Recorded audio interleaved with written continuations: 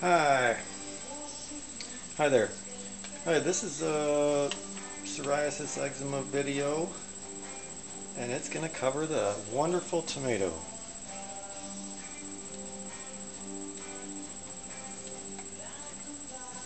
That's me. That's the reason I'm making these videos. And this video in particular, I think, is probably one of the most important ones, so uh, I'm glad I'm able to get this finished up. Okay. Tomatoes can cause psoriasis, obesity, and even more video. Okay, the reason for making this video is because I did a food challenge with tomatoes 4 weeks ago. And as a result, I had a huge flare-up of my skin condition of psoriasis. Okay, the food challenge was to eat 2 Romo tomatoes per day for 14 days, equaling 28 tomatoes. And at the start of this challenge, my skin was nearly perfect. Very little psoriasis coverage, and I was sporting a suntan. I was a happy camper with that suntan.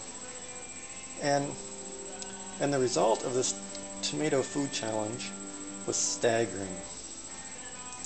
My skin went from 2% coverage to nearly 100% coverage. The fatty plaque cells were just appearing everywhere. My sleep was disrupted for 3 weeks due to the extremely itchy psoriasis. Scads of fatty plaques were breaking through my healthy, robust skin of my trunk, arms, and legs. Nearly everywhere was affected. Even my face was affected. A very sharp pain and itch occurs when a psoriasis plaque works its way through the surface and breaks through healthy virgin skin, disrupting sleep because it hurts and itches so much. Okay. Now, so then you would say, okay, to get rid of psoriasis, what you need to do then is just bag the tomatoes, and of course, see my other videos. The soy needs to go too. You need to get rid of soy. And but anyway, let's read this last paragraph here. Let's say tomatoes were actually the cause of psoriasis. So then, to alleviate the problem of psoriasis, a person should stop eating tomatoes.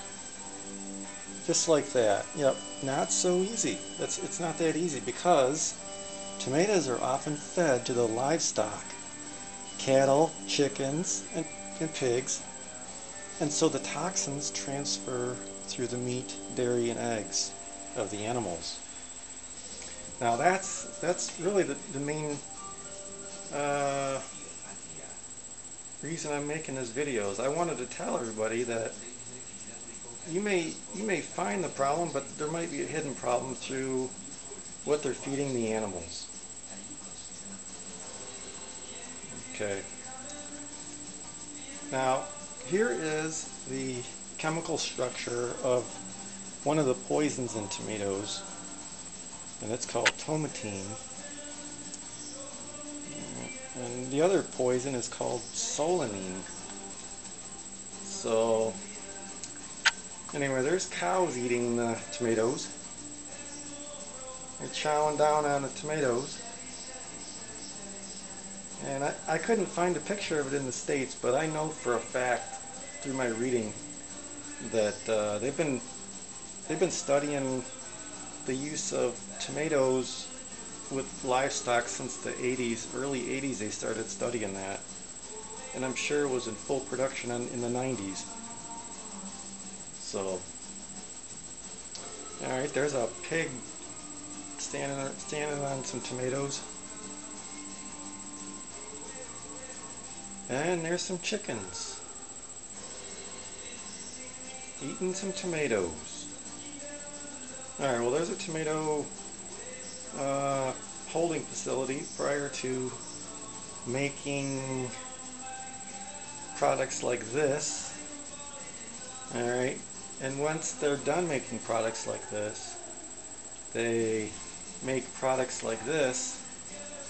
This right here is the leftover bits and stems and seeds and core and skin, and then it's dried and then it's shipped via big 50-pound packages or something like that to the farmers so they can feed their livestock. And that's probably contaminating the meat. Okay, this last picture, see, I got about a minute here. I just want you to keep in mind, if you decide to do a food challenge, that each one of these tomatoes, different varieties of tomatoes, has a different level of tomatine and solanine in them.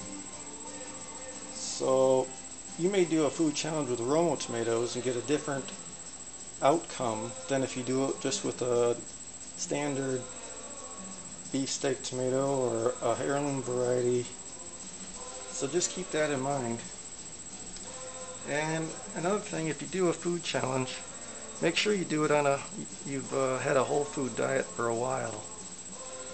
Otherwise, you're not gonna notice